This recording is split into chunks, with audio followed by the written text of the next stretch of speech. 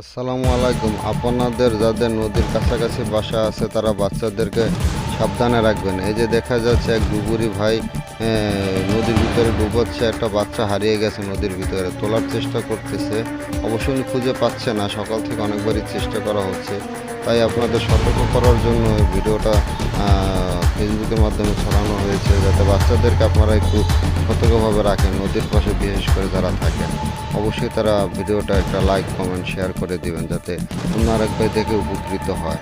আসসালামু আলাইকুম।